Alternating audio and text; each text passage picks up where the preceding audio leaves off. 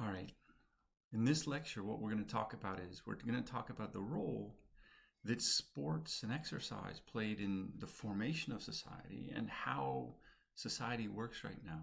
We know from our existing culture that sports have a huge role in society.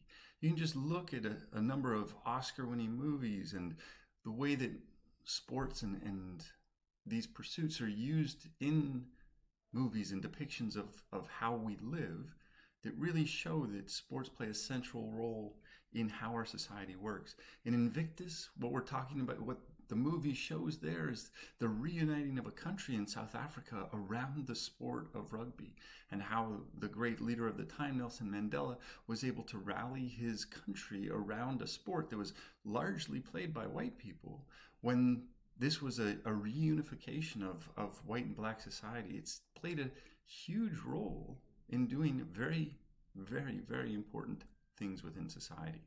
And so what you're going to be able to do by the end of this lecture is you're going to be able to define socialization. And you're going to be able to explain the role that play has in socialization. So we learn how to socialize by playing. Every single animal plays. And the reason that they play is for two reasons. One is so that they can socialize with their family members, and the second one, and they can learn the rules of society. And the second one is so that they can practice adult behaviors, and we'll describe that. You'll be able to describe the relationship between play and obesity. This has become a much bigger problem now because, as we talked about in the last lecture, hypokinesis is a huge thing, too little movement. So if you play more, the likelihood of being obese is lower.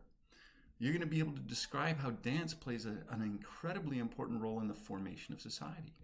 You'll be able to explain how play led to sports, the transition from play to sports, and the relationship between sports and war, because that is really what a lot of sports were back in the day. Is sports were a way that men stayed fit in times of peace so that they would be prepared for war. And then you're going to list 3 reasons that sports provide a vehicle for fighting injustice. All right, so the first thing we wanted to talk about is this idea of socialization. And socialization is just mixing socially with others. And so you can think about ways in which you mix socially with others. And the first thing that all of us did at the beginning of our lives, whether all of us, yes, but also that includes my dogs, that includes all other animals in the world, is they engaged in this idea of play. Play is activity for enjoyment, recreation, rather than for serious things. But it has serious implications for how we develop as people. Because what we learn as we play, and you can see this if you ever sit and watch dogs playing. They're going to jump on each other. They're going to step on each other. They're going to do all these things. They're going to bite down, and then one's going to yelp a little bit.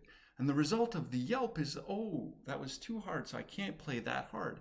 Or you're going to play and play and play until one, usually little brother or older brother, smacks their little sibling. And what you've learned is okay, that's where the line is. I can't cross that line.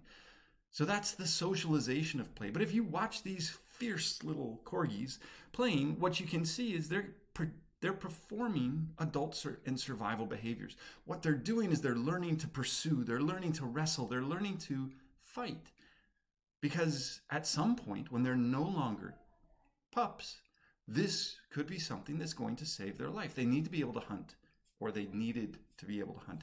They need to be able to fight to survive. They need to be able to fight to identify their position in society. They need to do all of these things, and that's really one of the things that play is important for. And you can see that, yes, it's done in this very lighthearted and very fun way.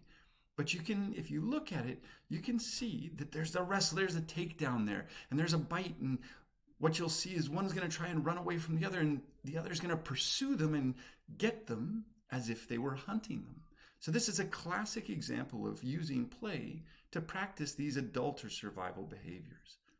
For us, now that we've gotten to a society where most of our play is done with our thumbs in front of a TV or in front of a monitor, where we're playing a video game or we're playing other things, it has really other very much important aspects for how we're going to develop as people.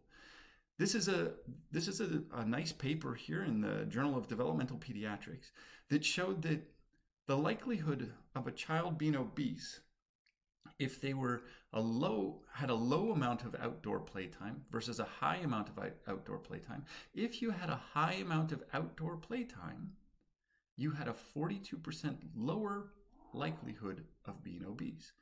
So when fully 25 to 50% of all American children are obese, or at least overweight, the likelihood of obesity goes down almost by a factor of 2 if you have more outdoor playtime. And so this is really, really becoming something that's central to our society. So because right now we don't let our kids play just freely outdoors, that's where sport becomes more important, because it's an organized series of play.